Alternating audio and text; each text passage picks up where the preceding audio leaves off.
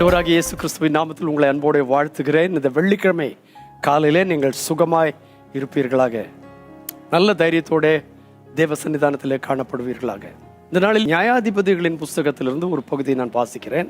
6ஆம் அதிகாரத்தின் 12ஆம் வசனத்தில், கர்த்தருடைய தூதனானவர் கிதியோனுக்கு தரிசனமாகி, பராக்கிரமசாலியே, கர்த்தர் உன்னோடே இருக்கிறார் என்றார்.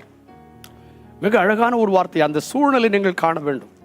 இந்த 1ஆம் வசனத்திலிருந்து நீங்கள் வாசிப்பீர்களே ஆனால், தேவனுடைய ஜனங்கள் தேவனை விட்டு விலகி அந்நியரை சேவிக்க ஆரம்பித்த பொழுது 7 வருஷங்கள் தொடர்ந்து பெரிய பஞ்சத்தையும் கஷ்டங்களையும் அவர்கள் மேல் கர்த்தர் கட்டளையிட்டார். மீதியானியர்களின் கரங்களில் அவர்கள் சிக்கி கொண்டவர்களாக இருந்தார்கள். இந்த மீதியானியரை கண்டு அவர்கள் பயந்தார்கள். மீதியானர்கள் எப்படிப்பட்டவர்கள்? அவர்கள் வரும்போதெல்லாம் இந்த இஸ்ரவேல் ஜனங்களில் அல்ல தேவனுடைய ஜனங்களின் பொருட்களை ஆக்கிரமித்துக் கொள்வார்கள். அவருடைய விளைச்சலை கொண்டு போய் விடுவார்கள். ஆடு மாடுகளை ஓட்டி கொண்டு போய் விடுவார்கள். அவர்களால் ஒன்றும் செய்ய முடியாது. வாக்கினாலே இந்த ஜனங்கள் பதுங்கி பதுங்கி வாழ்ந்தார்கள்.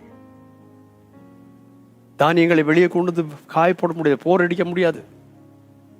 அப்படிப்பட்ட ஒரு நாளில் தான் கர்வாலி மரத்தின் கீழே கர்த்தர் தூதன் வந்து உட்காரும் போது, இந்த கிதியோன் தன்னுடைய தானியங்களை போரடித்து கொண்டு, எல்லாரும் ஓடி ஒளிஞ்சு கொண்டிருக்கிற நேரத்தில் தைரியமாக தன்னுடைய தானியங்களை போரடிக்கிற தான வேளையில கர்த்தர் அவனை பார்த்து சொன்னார், நீ எப்படிப்பட்டவனாக இருக்கிறார்? பராக்கிரமசாலியே, கர்த்தர் உன்னோடு இருக்கிறார். God never chooses people of personality, but always chooses people of responsibility. இவன் உத்தரவாதத்தோடு மற்றவர்களெல்லாம் ஓடி ஒளியும் பொழுது, தன்னுடைய உத்தரவாதத்தை நிறைவேற்றும் பொழுது கர்த்தர் அவனை பராக்கிரமசாலியே என்று சொன்னார். அதோடு நிறுத்திவிடவில்லை. அந்த கிதியோன் தன்னை குறித்து சொல்கிறான், ஆண்டவரே, நான் ரொம்ப சின்னவன், நீர் எங்களோடு கூர்ந்தால் இவைகளெல்லாம் எங்களுக்கு எப்படி நேரிடும்? கடந்த 7 வருஷ கஷ்டங்கள் எங்களுக்கு எப்படி ஏற்படும்? சத்துருக்கள் எங்களை மேற்கொண்டிருக்கிறார்களே எப்படி? மாத்திரமல்ல, அந்த வேளையில கர்த்தர் சொன்னார், நீ அதெல்லாம் பற்றி நீ worry பண்ணாதே, அதை நான் பார்த்துக் கொள்வேன்.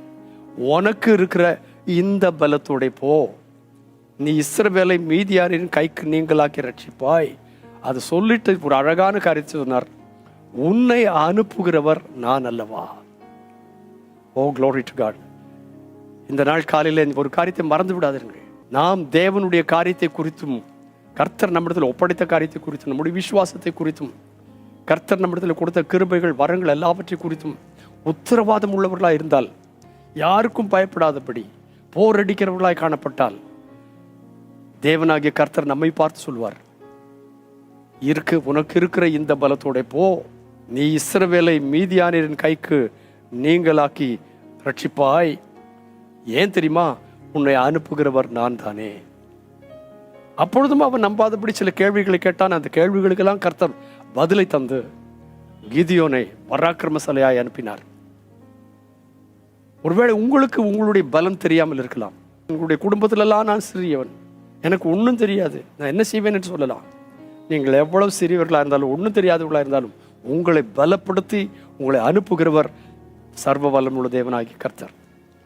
அவர் இந்த காலவேளையில் உங்களையும் என்னை அழைக்கிறார், பராக்கிரமசாலி என்று அழைக்கிறார்.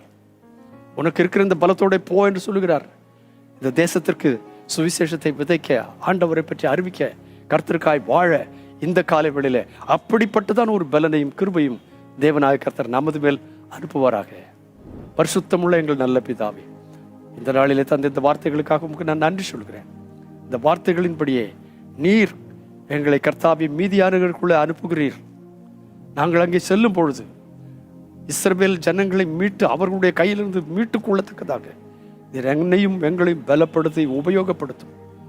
கடைசி நாட்களிலே நாங்கள் கர்த்தருக்கு சேவை செய்ய எனக்கும் எங்களுக்கும் ஒத்தாசைப்படும். பிள்ளைகளுடைய எல்லா தேவைகளிலும் கர்த்தர் கூட இருக்கும். பலப்படுத்தும், ஆசீர்வதியும். இயேசு கிறிஸ்துவின் நாமத்தில் வேண்டுகிறேன் பரிசுத்த பிதாவே, ஆமேன், ஆமேன். நீங்கள் புறப்பட்டு போகும்பொழுது நீங்கள் தனியாய் போகவில்லை. உங்களை அனுப்புகிறவர் உங்கள் தேவனாகிய கர்த்தர். என்னை அனுப்புகிறவரும் அவரே. இந்த வார்த்தைகளால் கர்த்தர் நம்மை தொடர்ந்து ஆசீர்வதிப்பாராக. God bless you again and again and again. Amen.